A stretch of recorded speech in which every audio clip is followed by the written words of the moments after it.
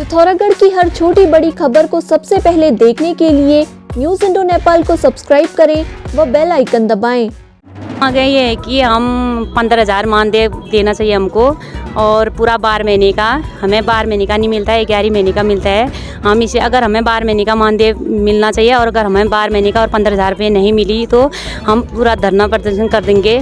15,000 मानदेय दिए जाने, 5 लाख का बीमा देने और पूरे 12 माह का मानदेय दिए जाने सहित विभिन्न मांगों को लेकर भोजन माता संगठन ने शुक्रवार को जिला मुख्यालय में जुलूस निकालकर प्रदर्शन किया।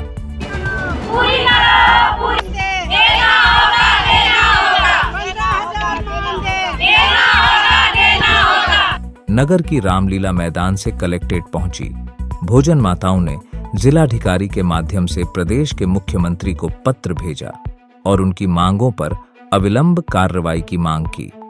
प्रदर्शन करने वालों में भोजन माता संगठन की अध्यक्ष जानकी भंडारी, रेणु भंडारी, कमला पंत, सरोज कापड़ी, शशिकला सुनीता आदि शामिल थी।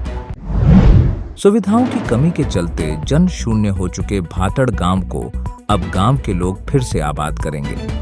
ग्रामीणों ने इसके लिए एक समिति गठित कर दी है। गांव के युवा धीरज पांडे ने कहा कि कभी इस गांव में अच्छा खासा उत्पादन होता था, लेकिन सुविधाओं के अभाव में लोग गांव को छोड़ने को मजबूर हो गए। जिला मुख्यालय में रहने वाले गांव के लोग अब रविवार को गांव जाकर गांव पौधारोपण करेंगे, साथ ही विभिन्न जड़ी बूटियां भी लगाएंगे। उन्होंने कहा कि गांव को फिर से आबाद करने के लिए जरूरी सुविधाओं की मांग मुख्यमंत्री से की जाएगी। ग्रामीणों द्वारा गठित की गई समिति में रमेश चंद्र पांडे अध्यक्ष, मदन मोहन पांडे कोषाध्यक्ष, कैलाश चंद्र पांडे को सचिव व दया किशन पांडे को संरक्षक बनाया गया है। अंबादत पांडे, महेश चंद्र पांडे, ललित मोहन पांडे, भुवन चंद्र पांडे, प्रकाश चंद्र पांडे, मनोज पांडे, गोविंद कृष्ण पांडे, धीरज पांडे, कमलेश पांडे, सुरेश चंद्र पांडे को समिति का सदस्य बनाया गया है।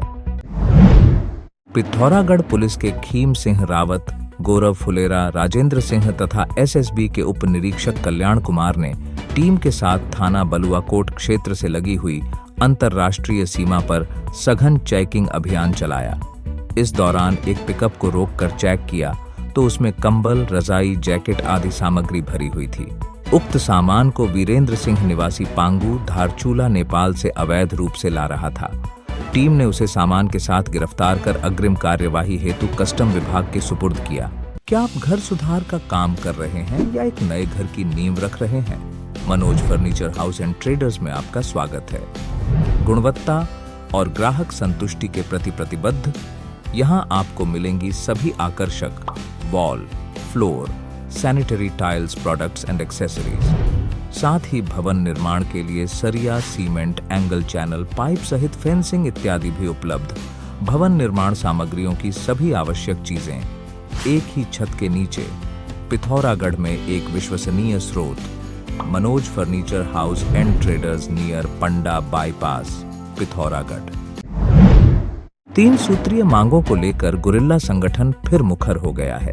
शुक्रवार को रामलीला मैदान में जिला अध्यक्ष सुरेंद्र राम की अध्यक्षता और महासचिव भुवन बोरा के संचालन में हुई बैठक में वक्ताओं ने कहा कि उच्च न्यायालय से गुरिल्लों के पक्ष में फैसला दिए जाने के बाद भी उनकी 3 सूत्रीय मांगों पर कोई कार्रवाई नहीं हो रही है।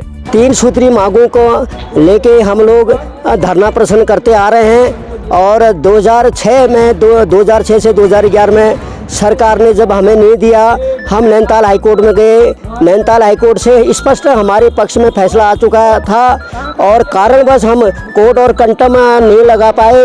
उसके बाद हमने रीपिटिशन 2017 में लगाया।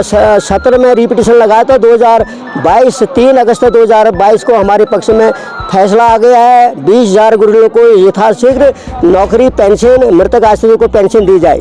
इसके तहत नैनीताल हाईकोर्ट ने ये फैसला दिया, पूर्वोत्तर राज्यों के गुरिल्लों 800 जवानों को नौकरी और पेंशन दी जा रही है। अभी वर्तमान समय में हमारे गुरिल्ला 800 गुरिल्ला लगभग मणिपुर के गुवाहाटी हाईकोर्ट के आदेश पर मणिपुर के गुरिल्लों को 19,018 रुपया पेंशन दी जा रही है। उससे नीचे जो लोग मर गए हैं उनके घर वालों को भी 19,018 रुपया पेंशन मिल रही है और मुआवजा 1,78,000 रुपये एक मुश्त इनको मुआवजा मिला है।